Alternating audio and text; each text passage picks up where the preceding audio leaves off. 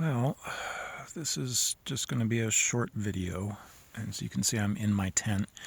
I goofed quite a lot in prepping for this hike. I didn't double check that my little USB-C, my little GoPro, that it would turn on after I charged it up. It does that sometimes, like more than half the time. After it charges, it just won't switch on. I found the way to get it to wake up is to plug it back into the battery pack, into the power bank, but that was my second mistake in that I very quickly grabbed the wrong cable. This is not a USB-C connector. My GoPro needs a USB-C connector, which means I have no way to charge up either my GoPro or my phone while I'm on the way.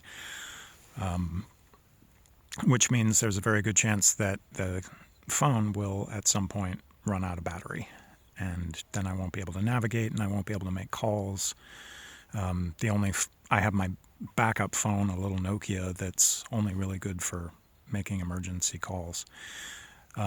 So that's kind of a problem, unfortunately. I kind of need my device. I need it to be working. It's got about 80% charge now, but it holds its battery pretty well, so it's good for another maybe 2 days, maybe 3. But after that, it'll just run out unless I can find somebody and can borrow their cable for like an hour to charge it up.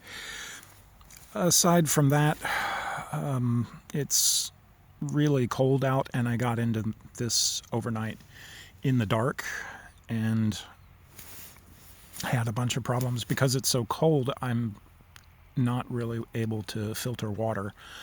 I'm afraid if I leave the membrane out in the open air, it'll freeze, and then the ice crystals will break the filter, and then I won't be able to filter water at all. So I can't do that. I can only filter water if I have a heated bathroom, and I don't have one of those here.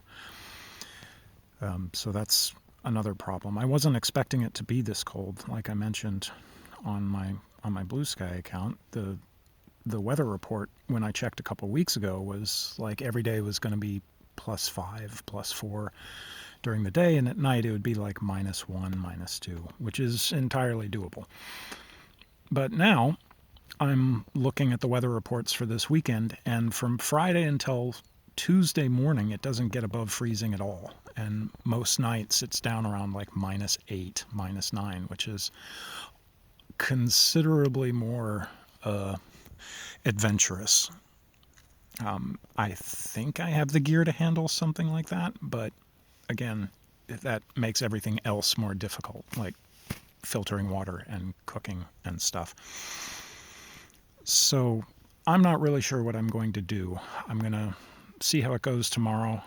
I have another relatively short hike, 23 kilometers to this nice little village where they have a campsite, and they'll leave it open for me.